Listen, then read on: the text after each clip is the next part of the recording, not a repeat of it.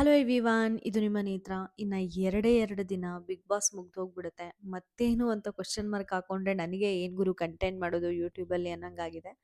But plan ಮಾಡೋಣ ಅದಾದಮೇಲೆ, ಈ 2 ದಿನ ಆಗೋದ್ಮೇಲೆ. ಬಟ್ ಈಗ ಒಂದು ದೊಡ್ಡ ಕ್ವಶನ್ ಮಾರ್ಕ್ ಇರೋದು ಏನು ಅಂದರೆ, ಯಾರು ಗೆಲ್ತಾರೆ ಈ ಒಂದು 6 ಜನದಲ್ಲಿ ಅಂತ. ಯಾಕಂದರೆ 6 ಜನನ ಕನ್ಸಿಡರ್ ಮಾಡ್ಕೊಂಡು ನೋಡಿದ್ರೆ ಸೀರಿಯಸ್ಲಿ 6 ಜನನೂ ತುಂಬ ಡಿಸರ್ವಿಂಗ್ ಇದ್ದಾರೆ ಆಯಿತಾ. ಸ್ವಲ್ಪ ಜನ ಮಾಸ್ಕ್ ಹಾಕ್ಕೊಂಡು ಬಂದಿದ್ದಾರೆ ಅಂತ ಹೇಳ್ಬೋದು, ಸ್ವಲ್ಪ ಜನ ನಾಟಕ ಮಾಡ್ಕೊಂಡು ಬಂದಿದ್ದಾರೆ, ಸ್ವಲ್ಪ ಜನ ಡಿಪೆಂಡ್ ಆಗೇನೆ ಇಲ್ಲಿವರೆಗೂ ಬಂದ್ಬಿಡ್ಲು, ಹಂಗೆಲ್ಲ ಮಾತು ಬರ್ಬೋದು. ಬಟ್ ಈ ಒಂದು 6 ಜನದ ಜರ್ನಿ ಇಮ್ಯಾಜಿನ್ ಮಾಡಿಕೊಂಡ್ರೆ ಎಲ್ಲರೂ ಕೂಡ ಅವರ ಒಂದು ವೇ ಅಲ್ಲಿ ಡೆಫಿನೆಟ್ಲಿ ಡಿಫ್ರೆಂಟ್ ಇದ್ದಾರೆ. ಮತ್ತು ಇವರಿಗಿಂತೂ ಡಿಸರ್ವಿಂಗ್ ಕಂಟೆಸ್ಟೆಂಟ್ಸು ಖಂಡಿತ ಎಲಿಮಿನೇಟ್ ಆಗಿದ್ದಾರೆ. ಅದು ಅವರ ಬ್ಯಾಡ್ ಲಕ್ ಆಗಿರ್ಬೋದು. ಯಾರ್ಯಾರು ಯಾವ್ಯಾವ ಪೊಸಿಷನಲ್ಲಿ ಇದ್ದಾರೆ ವೋಟಿಂಗ್ ರಿಸಲ್ಟ್ಸಲ್ಲಿ, ಮತ್ತು ಅವರ ಗೇಮು ಎಂಟೈರ್ ಜರ್ನಿಯಲ್ಲಿ ಹೆಂಗಿತ್ತು, ಮತ್ತು ಅವರು ಬೆಟರ್ ಅನಿಸಿದ್ರ ಪ್ರತಿಯೊಂದನ್ನು ನಾನು ಈ ವಿಡಿಯೋಲಿ ಹೇಳ್ತೀನಿ. ದಯವಿಟ್ಟು ಎಲ್ಲೂ ಸ್ಕಿಪ್ ಮಾಡದೆ ನೋಡಿ. ಮತ್ತು ಈ ವಿಡಿಯೋ ನಿಮಗೆ ಇಷ್ಟ ಆಗ್ತಾ ಇದ್ದರೆ ದಯವಿಟ್ಟು ಸಬ್ಸ್ಕ್ರೈಬ್ ಮಾಡ್ಕೊಳ್ಳಿ, ವಿಡಿಯೋಗೆ ಲೈಕ್ ಮಾಡೋದನ್ನ ಕಮೆಂಟ್ ಮಾಡೋದನ್ನ ಮಾತ್ರ ಮರ್ತೋಗ್ಬಿಡಿ ಅಂತ ಹೇಳ್ತಾ, ಈಗ ವೋಟಿಂಗ್ ರಿಸಲ್ಟ್ಸಲ್ಲಿ ನಿಮ್ಮೆಲ್ಲರಿಗೂ ಗೊತ್ತಿರುತ್ತೆ ಲಾಸ್ಟ್ ಪೊಸಿಷನಲ್ಲಿ ರಜತ್ ಅವರಿದ್ದಾರೆ. ಕ್ರೇಜಿ, ನನಗಂತೂ ಅವ್ರು ಯಾಕೆ 6th ಪೊಸಿಷನಲ್ಲಿದ್ದಾರೆ ಅಂತ ಅನಿಸುತ್ತೆ. ಅವರು ಲಾಸ್ಟ್ ವೀಕು ಅಂದರೆ ಮನಸ್ಸಲ್ಲಿರೋ ಕೋಪನ ಅದನ್ನೆಲ್ಲ ಆಚೆ ಹಾಕಿ ಅಂತ ಒಂದು ಟಾಸ್ಕ್ ಕೊಟ್ಟಾಗ ಮಂಜಣ್ಣನ ಹತ್ರ ಹಂಗೆ ಬಿಹೇವ್ ಮಾಡಿದ್ರಲ್ಲ, ಅದೇ ಅವರಿಗೆ ಒಂದು ಸ್ವಲ್ಪ ಮುಳುವಾಯಿತು. ಅದಕ್ಕಿಂತ ಮುಂಚೆ ಒಂದು ಸ್ವಲ್ಪ ರಜತ್ ಬುಜ್ಜಿಗೆ ಆಚೆಗಡೆ ಫ್ಯಾನ್ಸ್ ತುಂಬಾ ಇದ್ದರು. ಅದು ನನಗೇನು ಅನಿಸುತ್ತೆ ಅಂದರೆ, ಬುಜ್ಜಿ ಅವರ ವ್ಯಕ್ತಿತ್ವನೇ ಹಂಗೆ. ಈಗ ಲಾಸ್ಟ್ ವೀಕ್ ಅಂತ ಅಂದಿರೋದಕ್ಕೆ ನೀವೆಲ್ಲರೂ ಅವ್ನ ವ್ಯಕ್ತಿತ್ವ ನೋಡು, ಹಂಗೆ ನೋಡು, ಹಿಂಗೆ ನೋಡು ಅಂತ ಆಡ್ಕೊಳ್ತಾ ಇದ್ದೀರಾ. ಬಟ್ ಬುಜ್ಜಿ ಇದ್ದಿದ್ದು ಕೂಡ ಫಸ್ಟಿಂದನೂ ಹಂಗೆ ಅಲ್ವಾ, 50 ಡೇಸ್ ಆದಮೇಲೆ ಬಂದಿದ್ದು. ಅವಾಗಿಂದ ಇವಾಗಲವರೆಗೂ ಬುಜ್ಜಿ ವ್ಯಕ್ತಿತ್ವ ಇರೋದೇ ಹಂಗೆ, ಅವ್ರು ಮಾತಾಡೋದೇ ಹಂಗೆ. ಇವಾಗ ಸಡನ್ನಾಗೆ ಚೇಂಜ್ ಆಗಿಬಿಟ್ಟು ಹಿಂಗೇನು ಮಾಡ್ತಾ ಇಲ್ಲ ಅಲ್ವಾ. ಅದನ್ನೇ ಇಷ್ಟಪಟ್ಟು ಇಷ್ಟು ದಿನ ವೋಟ್ ಮಾಡಿಕೊಂಡು ಬಂದಿರೋರು ಈಗ ಒಂದು ಸಲ ಹಂಗೆ ಮಾಡಿದ್ರು ಫಿನಾಲೆ ವೀಕಲ್ಲಿ ಅಂತ ಅವ್ರನ್ನೇ ಟ್ರೋಲ್ ಮಾಡೋದು ಎಷ್ಟು ಕರೆಕ್ಟಾಗಿ ನನಗಂತೂ ಗೊತ್ತಿಲ್ಲ. ಬಟ್ ಮಲಗಿರೋ ಒಂದು ಬಿಗ್ ಬಾಸ್ನ ಡೆಫಿನೆಟ್ಲಿ ಎದ್ದಿಸಿದ್ದು ಮಾತ್ರ ಬುಜ್ಜಿನೇ. ಎಷ್ಟು ಬೋರಿಂಗ್ ಅನ್ನಿಸ್ತಾ ಇತ್ತು ಅಂದರೆ, ಬುಜ್ಜಿ ಒಂದು ಸೀಸನ್ಗೆ ಬರೋದಕ್ಕಿಂತ ಮುಂಚೆ, ಗುರು ಗುರು ಸದ್ಯ ಮುಗಿಸ್ಬಿಟ್ಟು ಕಳಿಸ್ಬಿಟ್ರಪ್ಪ, 100 ಡೇಸ್ಗೆ ಮುಗಿಸ್ತಾರ, ಇಲ್ಲಾಂದರೆ 50 ಡೇಸ್ಗೆ ಇದನ್ನು ಕವರ್ ಅಪ್ ಮಾಡಿಬಿಡ್ತಾರೆ ಈ ಸೀಸನ್ನು ಅನ್ನೋಷ್ಟು ಬೋರ್ ಅಂತೂ ಖಂಡಿತ ಆಗಿತ್ತು ಈ ಸೀಸನ್ನು. ಅದಕ್ಕೆ ಒಂದು ಹೈಲೈಟ್ ಆಗಿ ಬಂದಿದ್ದೇನೆ ಬುಜ್ಜಿ ಮತ್ತು ಶೋಭಾ ಅವರು. ಶೋಭಾ ಅವ್ರು ಏನಾಯ್ತೋ ಗೊತ್ತಿಲ್ಲ ಸೆಂಟ್ರಲ್ಲಿ, ಬಟ್ ಹೊರಟೋದ್ರು. ಅದಾದ ನಂತರ ಪ್ರತಿಯೊಬ್ಬರನ್ನು ಮಲಗಿರೋರನ್ನ ಎಬ್ಬರಿಸಿ ಗೇಮ್ ಆಡಿಸಿದ್ದು ಮಾತ್ರ ಬುಜ್ಜಿನೇ. ಬಟ್ ಇವತ್ತು ಬುಜ್ಜಿ 6th ಪೊಸಿಷನಲ್ಲಿದ್ದಾರೆ. ನಾನು ಹೇಳ್ತೀನಲ್ಲ, ಈ ವ್ಯಕ್ತಿ ಏನಾದರೂ ಡೇ ಒನ್ನಿಂದ ಬಿಗ್ ಬಾಸ್ ಮನೆ ಒಳಗಡೆ ಬಂದಿದ್ರು ಅಂದರೆ ಡೆಫಿನೆಟ್ಲಿ ಕಪ್ ಮಾತ್ರ ಬುಜ್ಜಿದೇ ಆಗಿರೋದು. But unfortunately wild card entry ಬಂದಿದ್ದಾರೆ. ಮತ್ತು ಅದನ್ನು ಆಚೆಗಡೆ ಜನನೂ ಕೂಡ ಕನ್ಸಿಡರ್ ಮಾಡ್ತಾರೆ. ಡೇ ಒನ್ನಿಂದ ಆಡಿರೋರಿಗೆ ಅಷ್ಟು ಇಂಪಾರ್ಟೆನ್ಸ್ ಕೊಡಬೇಕು, ಡೇ 50ಯಿಂದ ಆಡಿರೋ ನೀನು ಡೇ ಒನ್ನಿಂದ ಬಂದಿರೋರಿಗೆ ಕನ್ಸಿಡರ್ ಮಾಡಬೇಕು ಅಲ್ವಾ ಅನ್ನೋದು ಕೂಡ ಆಚೆಗಡೆ ವರ್ಕ್ ಆಗುತ್ತೆ. ಸೊ ಬುಜ್ಜಿ ಬ್ಯಾಡ್ ಲಕ್ ಅಂತ ಅನಿಸುತ್ತೆ, 6th ಪೊಸಿಷನಲ್ಲಿದ್ದಾರೆ. ಇನ್ನು 5th ಪೊಸಿಷನಲ್ಲಿ ಬಂದುಬಿಟ್ಟು ಮಂಜಣ್ಣ ಅವರಿದ್ದಾರೆ. ನನಗೆ ಮಂಜಣ್ಣ ನೋಡಿದ್ರೆ ಸಿಕ್ಕಾಪಟ್ಟೆ ಒಂಥರ ಬೇಜಾರಾಗುತ್ತೆ ಆಯಿತಾ. ಆ ವ್ಯಕ್ತಿ ಎಲ್ಲೂ ಡ್ರಾಮಾ ಮಾಡಿಲ್ಲ, ಆ ಬ್ರೇನ್ ಇಲ್ಲ ಬಿಗ್ ಬಾಸ್ ಮನೇಲಿ ಯಾರಿಗಾದ್ರು ಅಂದರೆ ಅದು ಮಂಜಣ್ಣನಿಗೆ. ಫುಲ್ ಹಾರ್ಟಿಂದನೇ ಕೆಲಸ ಮಾಡಿದ್ದಾರೆ. ಏನೋ ಮಾಡೋಕ್ಕೆ ಹೋಗ್ತಾಯಿದ್ರು, ಅದು ಏನೋ ಆಗ್ತಾಯಿತ್ತು, ಅದು ಅವ್ರಿಗೆ ಬ್ಯಾಕ್ ಫೈರ್ ಅಂತೂ ಆಯಿತು. ಅಂದರೆ ಅದು ಗೆಳತಿ ಗೆಳತಿ ಅಂತ ಹೋದ್ರು ಗೌತಮಿ ಅವರಿಂದ. ಬಟ್ ಗೌತಮಿ ಅವರು ಕೂಡ ಮಂಜಣ್ಣನ ಆಟಕ್ಕೆ ಎಲ್ಲೂ ಟ್ರಬಲ್ ಮಾಡಿಲ್ಲ. ಒಂದು ಒಳ್ಳೆ ಫ್ರೆಂಡ್ಶಿಪ್ ಇತ್ತು ಇವ್ರ ಮಧ್ಯೆ. ಆ ಫ್ರೆಂಡ್ಶಿಪ್ಪಿಂದನೇ ಅವ್ರ ಗೇಮ್ ಹಾಳಾಯ್ತಾ ಅಂತ ನೋಡಿಕೊಂಡ್ರೆ ಹೌದು, ಡೆಫಿನೆಟ್ಲಿ. ಬಟ್ ಕಂಟೆಂಟ್ ವೈಸ್ ಅಂತ ಬಂದರೆ ಕಂಟೆಂಟ್ ಕಿಂಗು ಡೆಫಿನೆಟ್ಲಿ ಮಂಜಣ್ಣ. ಎಲ್ಲೂ ತೂಗಿಡ್ಸ್ಕೊಂಡು ಹಂಗೆ ಹಿಂಗೆ ಬಂದಿಲ್ಲ. ಮಂಜಣ್ಣ ತೂಗುಡ್ಸಿದ್ರು ಅದು ಕೂಡ ಒಂದು ಕಂಟೆಂಟೇನೆ. ನೋಡು ರೋಗಿಷ್ಟ ಹೆಂಗೆ ಕುಂತವನೆ ನೋಡು ಅಂತ, ಅದು ಕೂಡ ಒಂದು ಕಂಟೆಂಟ್ ಆಯಿತು. ಇನ್ಫ್ಯಾಕ್ಟ್ ಹೇಳಬೇಕು ಅಂದರೆ ಕಂಟೆಂಟ್ ಕಿಂಗ್ ಮಂಜಣ್ಣ. ಒಂದು ಅವ್ರು ಆಡಿದಾಗೂ ಅವರ TRP ಬಂದಿದೆ, ಅವ್ರು ಸುಮ್ಮನೆ ಕೂತ್ಕೊಂಡಾಗೂ ಕೂಡ ಅವರು ನ್ಯೂಸೆನ್ಸ್ ಆಗಿದ್ದಾರೆ. ಗೌತಮಿ ಮತ್ತು ಮಂಜಣ್ಣ ಅವ್ರ ಕಂಟೆಂಟ್ ಒಂದು ಸ್ವಲ್ಪ ದಿನ ಓಡುತ್ತೆ. ಜಗದೀಶ್ ಸರ್ ಮಂಜಣ್ಣ ಅವ್ರ ಕಂಟೆಂಟು ಒಂದು ಸ್ವಲ್ಪ ದಿನ ಓಡುತ್ತೆ. ರಜತು ಮಂಜಣ್ಣ ಭವ್ಯ ಮತ್ತು ತ್ರಿವಿಕ್ರಮ್ ಅವ್ರ ಕಂಟೆಂಟು ಒಂದು ಸ್ವಲ್ಪ ದಿನ ಓಡುತ್ತೆ. ಕಂಟೆಂಟ್ ಕಿಂಗ್ ಅಂತಲೇ ಹೇಳ್ಬೋದು ಮಂಜಣ್ಣ. ತುಂಬ ಚೆನ್ನಾಗಿ ಕಂಟೆಂಟ್ ಕೊಟ್ಟಿದ್ದಾರೆ. ಬಟ್ ಅನ್ಫಾರ್ಚುನೇಟ್ಲಿ ಇವತ್ತು ಮಂಜಣ್ಣನ 5th ಪೊಸಿಷನಲ್ಲಿ ನೋಡ್ತೀವಿ ಅಂತ ನಾನು ಡೆಫಿನೆಟ್ಲಿ ಅಂದ್ಕೊಂಡಿರಲಿಲ್ಲ. ವಿನ್ನರ್ ಗುರು ಅಂತಲೇ ಅಂದ್ಕೊಂಡಿದ್ದು ಸ್ಟಾರ್ಟಿಂಗ್ 2 ವೀಕ್ಸಲ್ಲಿ.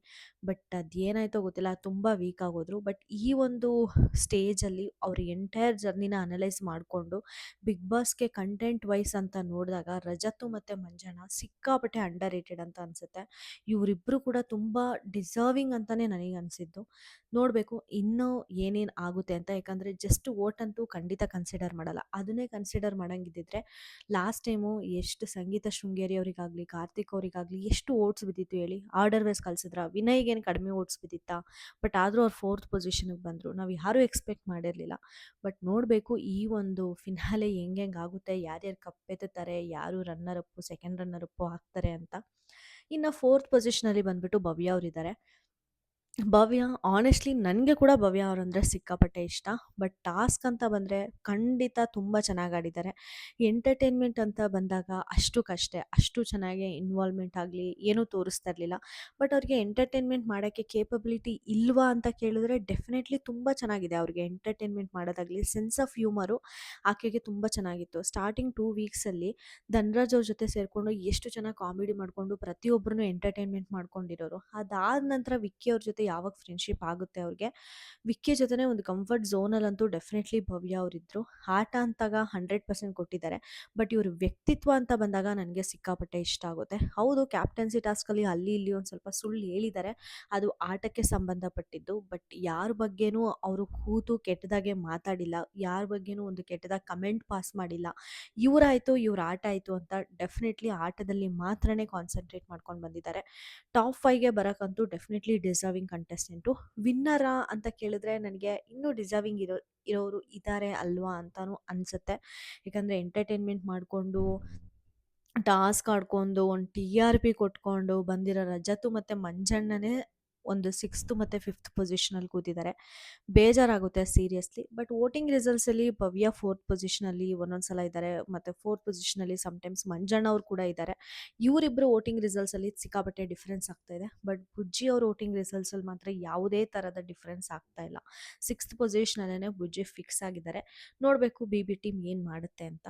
ಇನ್ನು 3rd ಪೊಸಿಷನಲ್ಲಿ ಮೋಕ್ಷಿತ್ ಅವರಿದ್ದಾರೆ. ಡೆಫಿನೆಟ್ಲಿ ಮೋಕ್ಷಿತ್ ಅವ್ರ ಬಗ್ಗೆ ಮಾತಾಡಲೇಬೇಕು. ಇವರಿಗೆ ಟಾಸ್ಕ್ ಆಡೋಕ್ಕಾಗಲ್ಲ ಅಂತ ನಾವು ಅಂದ್ಕೊಂಡಿದ್ವಿ. ಬಟ್ ಲಾಸ್ಟಲ್ಲಿ ಗೊತ್ತಾಗಿದ್ದು ಅವ್ರಿಗೆ ಟಾಸ್ಕ್ ಆಡೋಕ್ಕೆ ಆಪರ್ಚುನಿಟಿನೇ ಸಿಗ್ತಾ ಇರಲಿಲ್ಲ ಅಂತ. ಟಾಸ್ಕಲ್ಲಿ ಆಪರ್ಚುನಿಟಿ ಸಿಕ್ಕಿದಾಗ ಡೆಫಿನೆಟ್ಲಿ ತುಂಬ ಚೆನ್ನಾಗಿ ಆಡಿದ್ದಾರೆ. ಅವ್ರಿಗೆ ಏನು ಅಂತ ಸಿಕ್ಕಾಪಟ್ಟೆ ಪ್ರೂವ್ ಮಾಡ್ಕೊಂಡಿದ್ದಾರೆ. ಇನ್ನು ಎಂಟರ್ಟೈನ್ಮೆಂಟ್ ಅಂತ ಬಂತ, ಸಾಂಗ್ ಆಡೋದ್ರ ಮೂಲಕ ಆಗಿರ್ಬೋದು, ಇಲ್ಲಾಂದರೆ ರಜತ್ ಬಂದಾದಮೇಲೆ ಶಿಶಿರು, ಐಶ್ವರ್ಯ ಇವ್ರ ಜೊತೆ ಎಲ್ಲ ಸೇರಿಕೊಂಡು ಒಂದು ಸ್ವಲ್ಪ ಫನ್ನಿಯಾಗಿ ಮಾತಾಡೋದಾಗಿರ್ಬೋದು, ಎಂಟರ್ಟೈನ್ಮೆಂಟ್ ಅಂತೂ ಸಿಕ್ಕಿದೆ. ಎಲ್ಲೋ ಒಂದು ಮೂಲೆಯಲ್ಲಿ ಕಳೆದೋದ್ರಪ್ಪ ಅಂತ ಅನಿಸಿದ್ದು ಅವರು ಸ್ಟಾರ್ಟಿಂಗ್ 4 to 5 ವೀಕ್ಸ್ ಅಷ್ಟೇ.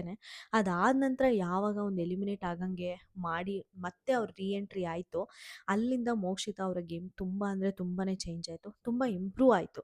ಅದಾದ ನಂತರ ಮಂಜಣ್ಣ ಮತ್ತು ಗೌತಮಿ ಗೇಮ್ನ ಅಲ್ಲಿ ಬಿಟ್ಟು ಬಂದ್ರಲ್ಲ, ಅದು ಒಂದು ಪ್ಲಸ್ ಆಗಿದ್ದು. ಈ ಎಂಟೈರ್ ಸೀಸನು ಮೋಕ್ಷಿತಾ ಯಾರು ಅಂತ ಕಂಡಿಡ್ಕೊಳ್ಳೋದಕ್ಕೆ ಮಂಜಣ್ಣ ಮತ್ತು ಗೌತಮಿನೇ ವೆಪನ್ ಆದರು ಅಂತಲೇ ಅನ್ನಿಸ್ತು ನನಗೆ. ಮಂಜಣ್ಣ ಮತ್ತು ಗೌತಮಿ ಇಲ್ಲ ಅಂದಿದ್ರೆ ಮೋಕ್ಷಿತಾ ಏನು ಅಂತ ಕೇಳಿದ್ರೆ ಮೋಕ್ಷಿತಾ ಅವ್ರ ಆಟನೇ ಕಾಣಿಸ್ತಾ ಇರಲಿಲ್ಲ ಸೀರಿಯಸ್ಲಿ. ಅವ್ರು ಹೈಲೈಟ್ ಆಗಿದ್ದೇ ಮಂಜಣ್ಣ ಮತ್ತು ಗೌತಮಿ ಅವರ ಜಗಳ. ಮಂಜಣ್ಣ ಅವ್ರ ಟೀಮ್ನ ಯಾಕೆ ಬಿಟ್ಟು ಬಂದೆ, ಮಂಜಣ್ಣ ಅದು ಮಾಡಿದ್ರು, ಮಂಜಣ್ಣ ಇದು ಮಾಡಿದ್ರು, ಗೌತಮಿ ಅದು ಮಾಡಿದ್ರು, ಗೌತಮಿ ಇದು ಮಾಡಿದ್ರು, ಇಷ್ಟೇ ಇದ್ರ ಸುತ್ತಾನೇ ಸುತ್ತುವರಿತು. ಮೋಸ್ಟ್ಲಿ ಮಂಜಣ್ಣ ಮತ್ತು ಗೌತಮಿ ಅವರ ಟೀಮ್ನ ಮೋಕ್ಷಿತಾ ಬಿಟ್ಟು ಬಂದಿರಲಿಲ್ಲ ಅಂದಿದ್ರೆ ಡೆಫಿನೆಟ್ಲಿ ಇವತ್ತು ಮೋಕ್ಷಿತಾ ಯಾರು, ಅವರ ವ್ಯಕ್ತಿತ್ವ ಏನು ಅನ್ನೋದು ನಮಗೆ ಖಂಡಿತ ಗೊತ್ತಾಗ್ತಾ ಇರಲಿಲ್ಲ. ಗೇಮ್ ಅಂತ ಬಂದಾಗ ತುಂಬ ಚೆನ್ನಾಗಿ ಎದ್ದು ನಿಂತಿದ್ದಾರೆ. ಮತ್ತು ಯಾವುದೇ ಒಂದು ಲವ್ ಸ್ಟೋರಿ ಅದು ಇದು ಅಂತ ಸುತ್ತರಿದ್ದಾರೆ. ತನ್ನ ವ್ಯಕ್ತಿತ್ವನ ಇಟ್ಕೊಂಡು ಆಟ ಆಡಿದ್ದಾರೆ. ತುಂಬ ಚೆನ್ನಾಗಿ ಕಾಮಿಡಿ ಮಾಡಿದ್ದಾರೆ. ಪ್ರತಿಯೊಬ್ಬರ ಹತ್ರನೂ ಮನೆಯಲ್ಲಿ ಇನ್ವಾಲ್ವ್ ಹಾಕ್ಕೊಂಡು ತುಂಬ ಚೆನ್ನಾಗಿ ಮಾತಾಡಿಕೊಂಡು ತುಂಬ ಚೆನ್ನಾಗಿದ್ದಾರೆ. ಡೆಫಿನೆಟ್ಲಿ ಇವರ ವ್ಯಕ್ತಿತ್ವನೇ ನನಗೆ ಸಿಕ್ಕಾಪಟ್ಟೆ ಇಷ್ಟ ಆಗುತ್ತೆ. ಟಾಪ್ 3ಗೆ ಡೆಫಿನೆಟ್ಲಿ ಡಿಸರ್ವಿಂಗು ಮೋಕ್ಷಿತಾ ಅಂತಲೇ ನನಗನ್ಸೋದು. ನಿಮ್ಮ ಪ್ರಕಾರ ನಿಮಗೆ ಮೋಕ್ಷಿತಾ 3rd ಪ್ಲೇಸ್ ಡಿಸರ್ವಿಂಗಾ ಅಂತ ನನಗೆ ಕಮೆಂಟ್ ಸೆಕ್ಷನಲ್ಲಿ ತಿಳಿಸಿ. ನನಗೆ ಇನ್ಫ್ಯಾಕ್ಟ್ ವಿನ್ನರ್ ಆಗಬೇಕು ಅಂತ ಕನ್ಸಿಡರ್ ಮಾಡಿದರೂ ಕೂಡ ಈ ಸಲ ಆರಾಮ್ಸೆ ಒಂದು ಲೇಡಿ ವಿನ್ನರ್ ಆದರೆ ಮೋಕ್ಷಿತಾ ವಿನ್ ಆಗ್ಬೋದು ಈಸಿಯಾಗಿ ಅಂತ ಅನಿಸುತ್ತೆ. ಯಾಕಂದರೆ ಈ ಸಲ ಇಷ್ಟು ಸ್ಟ್ರಾಂಗ್ ಕಂಟೆಸ್ಟೆಂಟು ಮುಂದಿನ ಸಲ ಬರ್ತಾರೋ ಇಲ್ವೋ ಗೊತ್ತಿಲ್ಲ. ಲಾಸ್ಟ್ ಟೈಮು ಸಂಗೀತ ಶೃಂಗೇರಿ ಅವರು ಸ್ಟ್ಯಾಂಡ್ ಆಗೋರು ಅವ್ರ ಮಾತಿಗೆ ಅವರು. ಬಟ್ ಒಂದು ಅವ್ರ ಮಾತಿಗೆ ನಿಂತ್ಕೊಳ್ಳೋದಾಗಲಿ, ಒಂದು ಟಾಸ್ಕ್ ಆಡೋದಾಗಲಿ, ಇದೆಲ್ಲ ಅಂತ ಬಂದರೆ ಮೋಸ್ಟ್ಲಿ ಹುಡುಗರು ಜಾಸ್ತಿ ಇದ್ದಾರಾ ಅಂತ ಅನ್ಸೋದು. ಬಟ್ ಈ ಸಲ ಟಾಸ್ಕು ಕೂಡ ಚೆನ್ನಾಗಿ ಆಡಿದ್ದಾರೆ ಹುಡುಗಿರು. ಒಂದು ನಡವಳಿಕೆ ಆಗಲಿ, ಒಂದು ವ್ಯಕ್ತಿತ್ವ ಆಗಲಿ ತುಂಬ ಸ್ಟ್ರಾಂಗಾಗಿ ಇಟ್ಕೊಂಡಿದ್ದಾರೆ. ಈ ಥರ ಫೀಮೇಲ್ ಕಂಟೆಸ್ಟೆಂಟ್ಸು ಮೋಸ್ಟ್ಲಿ ನೆಕ್ಸ್ಟ್ ಸೀಸನ್ಗೆ ಸಿಗೋದು ಸಿಕ್ಕಾಪಟ್ಟೆ ಕಷ್ಟ ಆಗುತ್ತೆ. ನೋಡಬೇಕು ಏನು ಮಾಡ್ತಾರೆ ಅಂತ. ಮತ್ತು ಇನ್ನೊಂದು ನಾವು ಗುರ್ತಿಟ್ಕೊಳ್ಬೇಕಾಗಿರೋದು ಏನು ಅಂದರೆ, ಜಸ್ಟ್ ವೋಟಿಂಗ್ ರಿಸಲ್ಟ್ಸ್ನ ಕನ್ಸಿಡರ್ ಮಾಡಿ ಡೆಫಿನೆಟ್ಲಿ ವಿನ್ನರ್ ಯಾರು ಅಂತ ಡಿಸೈಡ್ ಮಾಡಲ್ಲ. ಆ ಒಂದು TRP ಎಷ್ಟು ಕೊಟ್ಟಿದ್ದಾರೆ, ಅವ್ರ ಗೇಮಲ್ಲಿ ಅವ್ರ ಇನ್ವಾಲ್ವ್ಮೆಂಟ್ ಎಷ್ಟಿತ್ತು, ಪ್ರತಿಯೊಂದನ್ನು ಕನ್ಸಿಡರ್ ಮಾಡೇ ವಿನ್ನರ್ನ ಡಿಸೈಡ್ ಮಾಡೋದು. ನೋಡಬೇಕು ಯಾರು ವಿನ್ನರ್ ಆಗ್ತಾರೆ ಅಂತ. ಇನ್ನು 2nd ಪೊಸಿಷನಲ್ಲಿ ತ್ರಿವಿಕ್ರಮು. ಸೀರಿಯಸ್ಲಿ ಇವ್ರನ್ನ ನೋಡಿದ್ರೆ ನನಗೆ ಅಯ್ಯೋ ಅನಿಸುತ್ತೆ. ಯಾಕಂದರೆ ಭವ್ಯ ಅವ್ರನ್ನ ಪ್ರಪೋಸ್ ಮಾಡೋ ವೀಕ್ವರೆಗೂ ತ್ರಿವಿಕ್ರಮ್ ಅವ್ರ ವೋಟಿಂಗ್ ರಿಸಲ್ಟ್ಸು ನೆಕ್ಸ್ಟ್ ಲೆವೆಲೇ ಇತ್ತು ಆಯಿತಾ. ಆಲ್ಮೋಸ್ಟ್ ಒನ್ ಮ್ಯಾನ್ ಶೋ ಥರ ಹೋಗ್ತಾ ಇದ್ದಿದ್ದ ಶೋ ಭವ್ಯ ಅವ್ರಿಗೆ ಪ್ರಪೋಸ್ ಮಾಡಿದಾಗ ಒಂದು ಸ್ವಲ್ಪ ಸಪೋರ್ಟ್ ಬರುತ್ತೆ. ಅದಾದ ನಂತರ ಅವ್ರಿಗೆ ಯಾವಾಗ ಚಾನ್ಸ್ ಕೊಡಲ್ಲ ಭವ್ಯ ಅವರು, ಆವಾಗ ಭವ್ಯ ಅವ್ರ ಜೊತೆ ಮಾತಾಡೋದಾಗಿರ್ಬೋದು, ಅದು ಇದು ಎಲ್ಲನೂ ಅವರಿಗೆ ನೆಗೆಟಿವ್ ಹಾಕ್ಕೊಂಡೇ ಬರೋಕ್ಕೆ ಸ್ಟಾರ್ಟ್ ಆಗುತ್ತೆ. ಅಲ್ಲಿಂದ ತ್ರಿವಿಕ್ರಮ್ ಗ್ರಾಫು ನಿಜವಾಗ್ಲೂ ಬಿದ್ದೋಗುತ್ತೆ. ಅವ್ರ ಅಮ್ಮ ಮನೆಗೆ ಬರ್ತಾರೆ, ಭವ್ಯ ಅವ್ರಿಗೆ ತುಂಬ ಚೆನ್ನಾಗಿದೆಯಾ, ನನ್ನ ಮಗನಿಗೆ ಒಂದು ಅಕ್ಕ ಸ್ಥಾನ ಕೊಟ್ಟಿದ್ಯಾ, ಫ್ರೆಂಡ್ ಸ್ಥಾನ ಕೊಟ್ಟಿದ್ಯಾ, ಅಮ್ಮ ಸ್ಥಾನ ಕೊಟ್ಟಿದ್ಯಾ ಅಂತ ಎಲ್ಲ ಮಾತಾಡ್ತಾರೆ. ಅದಾದ ನಂತರ ತ್ರಿವಿಕ್ರಮ್ ಹತ್ರ ಹೋಗ್ಬಿಟ್ಟು ಭವ್ಯದಿಂದ ದೂರ ಇರು ಅಂತ ಹೇಳ್ತಾರೆ. ಆ ಒಂದು ಕಾಂಟ್ರಡಿಕ್ಟ್ ಆಗಿರ್ಬೋದು, ಅಲ್ಲಿಂದ ಅನಲೈಸ್ ಯಾವಾಗ ಜನ ಮಾಡೋಕ್ಕೆ ಸ್ಟಾರ್ಟ್ ಮಾಡ್ತಾರೆ ತ್ರಿವಿಕ್ರಮ್ ಅವ್ರ ಆಟನ, ಡೌನ್ಫಾಲ್ ಸ್ಟಾರ್ಟ್ ಆಗುತ್ತೆ. ಬಟ್ ತ್ರಿವಿಕ್ರಮ್ ಮಾತ್ರ ನನಗನ್ಸೋದು ತುಂಬ ಜೆನ್ಯೂನ್ ಆಗಿದ್ರು. ಯಾರೆಷ್ಟೇ ಹೇಳಲಿ ಭವ್ಯನ ಬಿಟ್ಕೊಡ್ತಾ ಇರಲಿಲ್ಲ. ಭವ್ಯ ಇನ್ಫ್ಯಾಕ್ಟ್ ತ್ರಿವಿಕ್ರಮ್ನ ಬಿಟ್ಕೊಡ್ತಾ ಇರಲಿಲ್ಲ. ತ್ರಿವಿಕ್ರಮ್ ಮೋಸ್ಟ್ಲಿ ಅಲ್ಲೂ ಇಲ್ಲೂ ಒಂದು ಸ್ವಲ್ಪ ಬೇರೆಯವ್ರ ಹೆಸರನ್ನ ತೊಗೊಂಡಿದ್ದಾರೆ. ಬಟ್ ಭವ್ಯ ಮಾತ್ರ ತ್ರಿವಿಕ್ರಮ್ಗೆ ಯಾವಾಗಲೂ ಸ್ಟುಡ್ ಅಪ್ ಆಗಿದ್ರು. ಆ ಒಂದು ಟಾಸ್ಕ್ನ ಬಿಟ್ಟು ಅಲ್ಲಿ ಒಂದು ಸ್ವಲ್ಪ ಬಿಟ್ಕೊಟ್ಟಿದ್ದಕ್ಕೆ ಏನೇನೆಲ್ಲ ಆಯಿತು ಅಂತ ನಾವೇ ನೋಡಿದ್ದೀವಿ. ಅಲ್ಲಿಂದ ಡೌನ್ಫಾಲ್ ಸ್ಟಾರ್ಟ್ ಆಗಿದ್ದು ತ್ರಿವಿಕ್ರಮ್ಗೆ. ಇಲ್ಲಿವರೆಗೂ ತ್ರಿವಿಕ್ರಮ್ ಅವ್ರಿಗೆ ಎದ್ದೊಳಕ್ಕೆ ಆಗಲಿಲ್ಲ.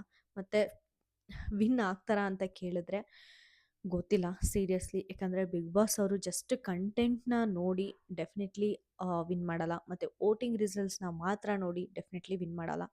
ಅವರು ಬಿಗ್ ಬಾಸ್ಗೆ ಎಷ್ಟು ಕಾಂಟ್ರಿಬ್ಯೂಟ್ ಮಾಡಿದ್ದಾರೆ, ಅವ್ರ ಕಡೆಯಿಂದ ಬಿಗ್ ಬಾಸ್ಗೆ ಎಷ್ಟು ಕಾಂಟ್ರಿಬ್ಯೂಷನ್ ಇದೆ, ಮತ್ತು ವೋಟಿಂಗ್ ರಿಸಲ್ಟ್ಸ್ ಹೆಂಗಿದೆ, ಜನ ಸಪೋರ್ಟ್ ಏನಿದೆ, ಇನ್ನು ಮಲ್ಟಿಪಲ್ ಫ್ಯಾಕ್ಟರ್ಸ್ನ ನೋಡೇ ವಿನ್ನರ್ ಯಾರು ಅಂತ ಡಿಸೈಡ್ ಮಾಡೋದು. ಜಸ್ಟ್ ವೋಟಿಂಗ್ ಬ್ಯಾಂಕ್ ಅಂತ ಡಿಸೈಡ್ ಆಗಲ್ಲ. ಸೊ ಜಸ್ಟ್ ವೋಟ್ನ ನೋಡಿ ಇವರೇ ವಿನ್ನರ್ ಅಂತ ನಾವು ಕೂಡ ಡಿಸೈಡ್ ಮಾಡೋಕ್ಕೆ ಆಗಲ್ಲ. ನೋಡಬೇಕು ಏನಾಗುತ್ತೆ ಅಂತ. But Vicky really very deserving win ಆಗೋಕ್ಕೆ. ಯಾಕಂದರೆ ಮನೇಲಿ ಒಂದು ಲವ್ ಸ್ಟೋರಿ ಕಂಟೆಂಟಾ, ಅದು ಜೆನ್ಯೂನ್ ಇರ್ಬೋದು, ಬಟ್ ಕಂಟೆಂಟ್ ವೈಸ್ ಅಂತ ನೋಡಿಕೊಂಡ್ರೆ ಲವ್ ಸ್ಟೋರಿ ಕಂಟೆಂಟ್ಗೆ ಲವ್ ಸ್ಟೋರಿ. ಇನ್ನು ಕಾಮಿಡಿ ರಜತ್ ಬಂದಾದಮೇಲೆ ಅವರಿಬ್ಬರು ಫ್ರೆಂಡ್ಶಿಪ್ ಏನಾಗುತ್ತೆ ಅದು ತುಂಬ ಪ್ಯೂರಾಗಿ ಜೆನ್ಯೂನ್ ಆಗಿ ತುಂಬ ಚೆನ್ನಾಗಿ ಹೋಟೆಲ್ ಟಾಸ್ಕ್ ಆ ಥರ ವಿಕ್ಕಿ ಅವರಿಂದ ನಾವು ಡೆಫಿನೆಟ್ಲಿ ಎಕ್ಸ್ಪೆಕ್ಟ್ ಮಾಡಿರಲಿಲ್ಲ ನಾನಂತೂ.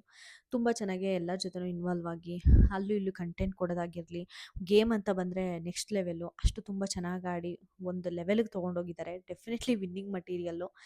ಬಟ್ ಲಕ್ ಅನ್ನೋದು ಸಿಕ್ಕಾಪಟ್ಟೆ ಮ್ಯಾಟರ್ ಆಗುತ್ತೆ ಅಂತಾರಲ್ಲ, ಅದು ಸಿಕ್ಕಾಪಟ್ಟೆ ನಿಜ. ವಿಕ್ಕಿ ಅವರೇ ಹೇಳಿದ್ದಾರೆ, ಹಿಂಗೆ ಬಂದು ನನ್ನ ಕೈಯಿಂದ ಜಾರೋಗಿದೆ ಅಂತ. ಟ್ರೋಫಿನೂ ಹಂಗೆ ಆಗೋಗ್ಬಿಡುತ್ತಾ ಅಂತ ಕಾದು ನೋಡಬೇಕಾಗತ್ತೆ. ಇನ್ನು ಫಸ್ಟ್ ಪೊಸಿಷನಲ್ಲಿ ಹನುಮಂತಣ್ಣ.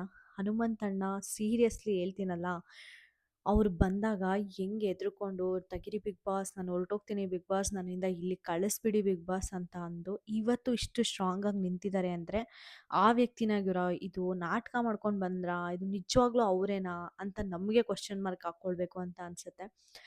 ಈ ಒಂದು ವ್ಯಕ್ತಿ ಹಿಂಗೆ ನಿಜ ಜೀವನದಲ್ಲಿ ಇರೋಕ್ಕೆ ಸಾಧ್ಯನಾ ಅನ್ನೋ ಒಂದು ಕ್ವಶನ್ ಮಾರ್ಕು ಡೆಫಿನೆಟ್ಲಿ ನನಗೆ ಖಂಡಿತ ಬರುತ್ತೆ. ಎಲ್ಲಿ ಮಾತಾಡಬೇಕೋ ಎಷ್ಟು ಮಾತಾಡಬೇಕೋ ಅಷ್ಟೇ ಮಾತಾಡಿದರು.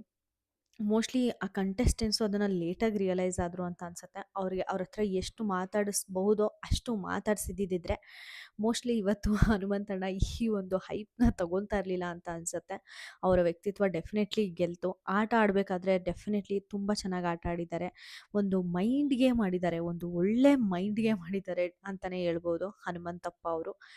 ಎಲ್ಲರಿಗೂ ಯಾಮಾರಿಸಿ, ಎಲ್ಲರಿಗೂ ಚಳ್ಳೆ ಹಣ್ಣು ತಿನ್ನಿಸಿ, ಇವತ್ತು ಟಿಕೆಟ್ ಟು ಫಿನಾಲೆ ಗೆದ್ದು, ಡೈರೆಕ್ಟಾಗಿ ಟಿಕೆಟ್ ಟು ಫಿನಾಲೆ ಅಂದರೆ ಫಿನಾಲೆಗೆ ಬಂದು ಇವತ್ತು ಎಲ್ಲರ ಜನ ಮನಸ್ಸನ್ನ ಗೆದ್ದು ಇವರೇ ವಿನ್ನರು ಅಂತ ಪ್ರತಿಯೊಬ್ಬರು ಬಾಯಲ್ಲೂ ಹೇಳಿಸ್ತಾ ಇದ್ದಾರಲ್ಲ, ಇದು ಡೆಫಿನೆಟ್ಲಿ ಒಂದು ಈಸಿ ಕೆಲಸ ಅಂತೂ ಅಲ್ವೇ ಅಲ್ಲ.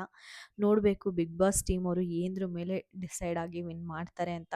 ಮೋಸ್ಟ್ಲಿ ಇವರೇ ವಿನ್ ಆಗ್ಬೋದು ಅಂತ ಅನಿಸುತ್ತೆ. ಯಾಕಂದರೆ ಅವ್ರಿಗೆ ಫ್ಯಾಮಿಲಿ ಬ್ಯಾಕ್ಗ್ರೌಂಡು ಎಲ್ಲ ನೋಡಿದಾಗೂ ಕೂಡ ಇವರಿಗೆ ಟ್ರೋಫಿ ಸಿಕ್ಕಾಪಟ್ಟೆ ಇಂಪಾರ್ಟೆಂಟ್ ಅಂತ ನನಗೂ ಕೂಡ ಅನಿಸುತ್ತೆ.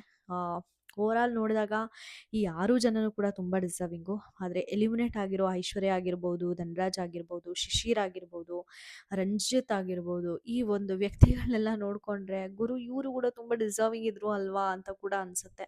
ನಿಮ್ಗೇನು ಅನಿಸುತ್ತೆ? ಯಾರು ವಿನ್ ಆಗಬೇಕು, ಯಾರು ಡಿಸರ್ವಿಂಗು ಅಂತ ನನಗೆ ಕಮೆಂಟ್ ಸೆಕ್ಷನಲ್ಲಿ ತಿಳಿಸಿ. ಈ ವಿಡಿಯೋ ಇಷ್ಟ ಆದರೆ ದಯವಿಟ್ಟು ಲೈಕ್, ಶೇರ್ ಆ್ಯಂಡ್ ಸಬ್ಸ್ಕ್ರೈಬ್ ಅಂತ ಹೇಳ್ತಾ ನಾನು ಈ ವಿಡಿಯೋನ ಮುಗಿಸ್ತಾ ಇದ್ದೀನಿ. Thank you so much.